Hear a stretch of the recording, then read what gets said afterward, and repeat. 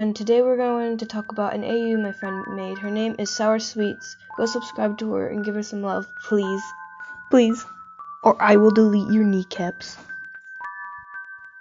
So in this universe, or AU, Theodore went through a phase where she got kind of distant from everyone else, and one day she was walking through the forest alone and met a stranger. He offered her a place for her to go to get away and not to leave a trace. Theodore was extremely hesitant, but also kind of felt out of place with her own clan.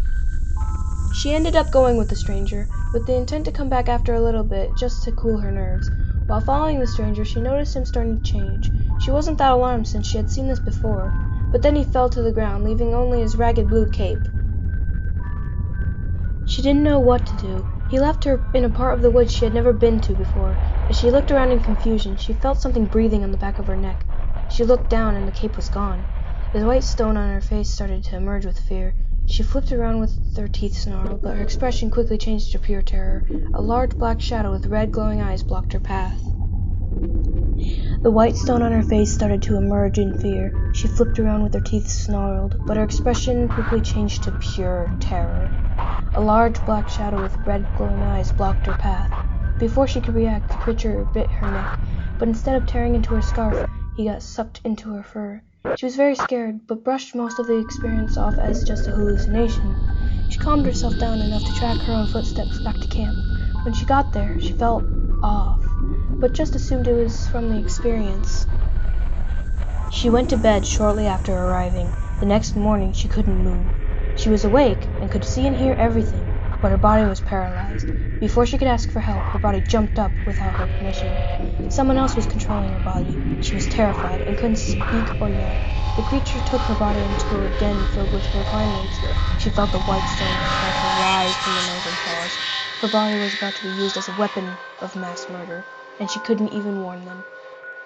She started to cry, as her only way of communication. The creature made her claw and rip her clan friends apart. The creature didn't stop fighting until there was no one else around to challenge it. Theodore couldn't do anything but cry, and hope that this was all a messed up dream. She was now bleeding and covered in the blood of her friends. She finally found enough strength to whisper, "I'm sorry." The creature then took her body into the forest and threw her down just like the stranger. She couldn't stand. She didn't want to go back to the camp. There was nothing waiting for her there anymore. She just laid down and drifted off into the darkness, never to get up again. So yeah, that was pretty much the summary of her AU. Now, I have actually some questions as far as was this black figure taking over different bodies and then throwing him to the ground, making him feel hopeless after killing off all their friends and family. Now the first question. I'm not exactly sure because it's not my AU, obviously, but could it be some kind of wolf that has died and been a possessive ghost? Could Falcor have made this thing that carried on this curse?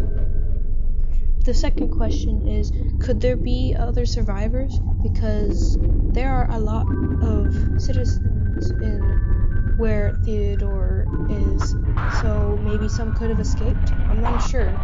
And if one character had died, the other one would have found out, therefore alerting others so that they could team up on Theodore. So did she kill him during the nighttime, kind of like kidnapping?